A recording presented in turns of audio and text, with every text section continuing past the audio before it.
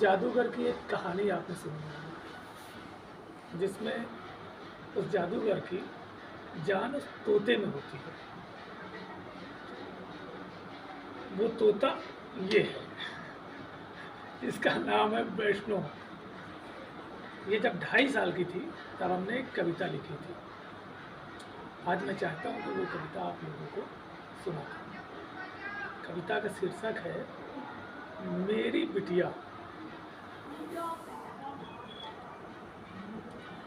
पदचाप हंसी अल्हड़पन से, पदचाप हंसी अल्हड़पन से जो घर को स्वर्ग बनाती है।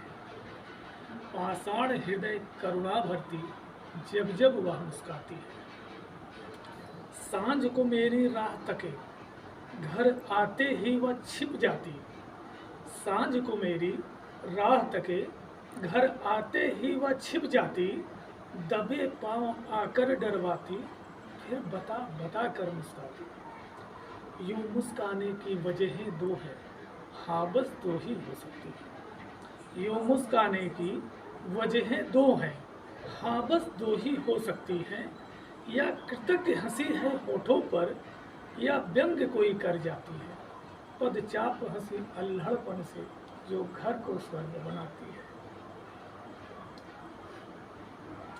नयन नक्श सब परियों जैसा, नयन नक्श सब परियों जैसा कमर डुला कर इठलाती। कभी कभी खिड़की से झांके, कभी किवाड़ा खटकाती। निहार रही थी दूर खड़ी, पग ससा चलकर आई। निहार रही थी दूर खड़ी, पग ससा चलकर आई।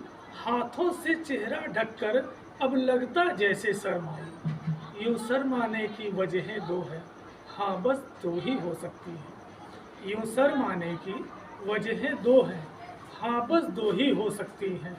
या तो उसकी जड़ प्रकृति यही है, या जज्बात छुपाती है।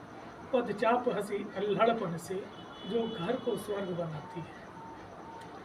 यदा कदा जब डपटूं उसको, यदा कदा जब डपटूं उसको, उखड़ी उखड़ी सी आती।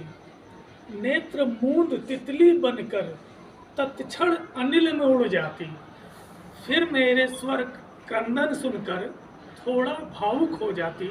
नेत्र खोल पग धरा पे धरती, वापस मुझ में खो जाती। यूं खोने की वजहें दो हैं, हाँ बस दो ही हो सकती हैं। या तो मुझसे घुली मिली है, या मुझसे उत्पाती है। पदचाप हंसी अल्हड़पन से जो घर को स्वर्ग बनाती है।